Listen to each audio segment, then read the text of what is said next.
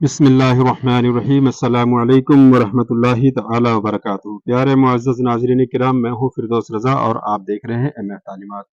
हज़रात मोहतरम, उम्मीद है कि आप खैरियत के साथ होंगे और दुआ है कि अल्लाह ताला आप सबको सलामत रखे, अपनी हिफ्ज़ व अमान में रखे। प्यारे मुसलमानों, इससे पहले वीडियो में मैंने मैयत को गुस्ल देने का तरीका और कफन के बारे में, कफन के ताल्लुक से कुछ ज़रूरी मसाइल आपके सामने रखे थे, मगर कुछ बातें ऐसी हैं जो रह गई थी और वो निहायत ही ज़रूरी है। यानी कफन के ताल्लुक से, जनाजा के ताल्लुक से कुछ बातें ऐसी रह गई हैं जो कि हर मुसलमान को जानना निहायत ही ज़रूरी है। वही सारी बातें इस वीडियो में मैं आपके सामने रखूंगा। इस वीडियो को बिना स्किप किए हुए आखिर तक ज़रूर देखें और वीडियो को लाइक कर दें। चैनल पर अगर पहली बार जुड़े हैं तो सब्सक्राइब ज़रूर कर दें। प्यारे मुसलमानों, हमारे यहाँ यानी मुल्क हिंदुस्तान में और पाकिस्तान में एक आम रिवाज ये है कि कफन मसनून के अलावा, यानी जो सुन्नत तरीका है कफन का, जैसा कि पिछले वीडियो में मैंने बताया था कि मर्द के लिए 3 कपड़ा है, लिफाफा, इजार और तहबंद कमीज। लिफाफा, इजार और कमीज। और औरत के लिए 5 कपड़ा है, उसमें ओढ़नी और सीना बंद जायद है मर्द के मुकाबले में। लेकिन यहाँ पर हिंदुस्तान और पाकिस्तान में एक आम रिवाज ये है कि कफन मसनून यानी सुन्नत के तरीके से जो कफन है उसके अलावा ऊपर से एक और चादर उड़ा देते हैं। वो तकियादार या किसी मिस्कीन पर सदका कर देते हैं। और एक जानमाज होती है जिस पर के इमाम जनाजा की नमाज पढ़ाता है, वो भी सदका कर देते हैं। अगर ये चादर और जानमाज मैयत के माल से ना हो बल्कि किसी ने अपनी तरफ से दिया हो, और आदतन वही देता है जिसने कफन दिया, बल्कि कफन के लिए जो कपड़ा लाया जाता है वो इसी अंदाज से लाया जाता है कि जिसमें ये दोनों चीजें अच्छी तरह से हो जाएं। जब तो फिर जाहिर है कि ये इसकी इजाजत है और इसमें कोई हर्ज नहीं। लेकिन अगर मैयत के माल से, यही चीजें मैयत के माल से हो, तो फिर 2 सूरतें हैं कि एक तो ये कि वारिस सब बालिग हों, यानी उस मैयत के जितने वारिस हैं उसमें कोई नाबालिग ना हो, सब बालिग हों, और सब ने इसकी इजाजत दी हो कि हाँ ये अलग से ला सकते हैं, इस बात की इजाजत दी हो तो फिर जायज है। और अगर इजाजत से ना हो तो जिसने मैयत के माल से मंगाया और सदका किया, इसके जिम्मे ये है कि इसके जिम्मे ये दोनों चीजें हैं। इनमें जो कीमत सर्फ हुई तरका में शुमार की जाएगी और वह कीमत खर्च करने वाला अपने पास से देगा।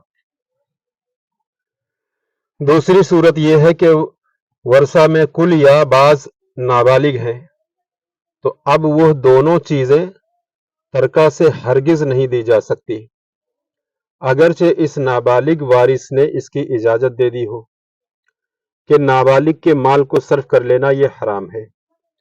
इसी तरह घर में लोटे घड़े होते हैं, खास मैयत के नहलाने के लिए खरीद लाते हैं, तो इसमें भी यही हुक्म है कि अगर किसी ने अपने पैसे से लाया है तो फिर कोई हर्ज नहीं, और अगर मैयत के माल से है तो फिर अगर उसके वारिस में कोई नाबालिग है तो फिर ये लाना जायज नहीं। जिसने लाया वो अपने पास से वो पैसा देगा।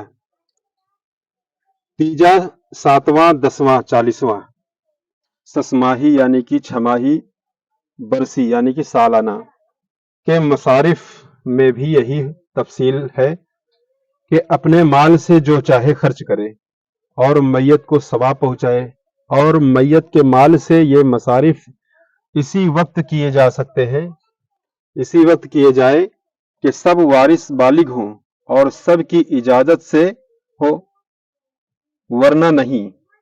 मगर जो बालिग हो अपने हिस्से से वो कर सकता है, वो चाहे तो अकेले अपने हिस्से से कर सकता है जो बालिग है। एक सूरत और भी है कि मैयत ने वसीयत की हो तो देन, माली मुतालबा ادا کرنے کے بعد جو بچے اس کی تہائی میں وصیت جاری ہوگی۔ اکثر لوگ اس سے غافل ہیں یا پھر ناواقف ہیں کہ اس قسم کے تمام مصارف کر لینے کے بعد اب جو باقی رہتا ہے اسے ترکہ سمجھتے ہیں۔ ان مصارف میں نہ وارثوں سے اجازت لیتے ہیں، نہ وارث کے نابالغ ہونے کا بھی کچھ خیال رکھتے ہیں، اور یہ سخت غلطی ہے۔ ان باتوں سے کوئی یہ نہ سمجھے کہ تیجا وغیرہ کو منع کیا جا رہا ہے، یہ ایصال ثواب کا کام ہے، اس سے کوئی منع نہیں کرے گا۔ ہاں، منع وہ کرے گا جو وہابی ہو یا پھر ناجائز طور پر اس میں خرچ کیا جاتا ہے، جیسے کہ دعوت عام کیا جاتا ہے شادیوں کی طرح، تو دعوت عام کرنا تیجا وغیرہ میں یہ جائز نہیں، اس سے منع کیا جا رہا ہے۔ کوئی اپنے مال سے کرے یا سب ورثہ بالغ ہو اور ان سے اجازت لے کر کرے تو کوئی ممانعت نہیں۔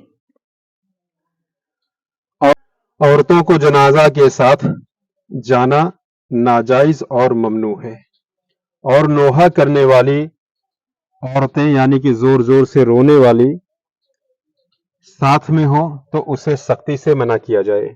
اگر وہ نہ مانے تو مرد اس کی وجہ سے جنازہ کے ساتھ جانا نہ چھوڑے کہ اس کے ناجائز فعل سے یہ سنت کو کیوں چھوڑ دے، بلکہ دل سے اس کو برا جانے اور شریک ہو جائے۔ پیارے معزز ناظرین کرام، میں نے یہ جو باتیں آپ کے سامنے رکھی، یہ ہر مسلمان کو جاننا، یہ سب باتیں ضروری ہے۔ اکثر جو میں اپنے ویڈیوز میں مسائل کی باتیں آپ کے سامنے رکھتا ہوں، ان سے اکثر لوگ غافل ہوتے ہیں اور یہ ساری باتیں لوگوں تک نہیں پہنچ پاتی ہے۔ تو امید ہے کہ آپ کو یہ ساری باتیں اچھی طرح سے سمجھ میں آ چکی ہوگی، اور گزارش ہے کہ اس ویڈیو کو زیادہ سے زیادہ لوگوں میں شیئر کر دیں تاکہ دین کی ضروری باتیں لوگوں تک آسانی کے ساتھ پہنچ جائیں۔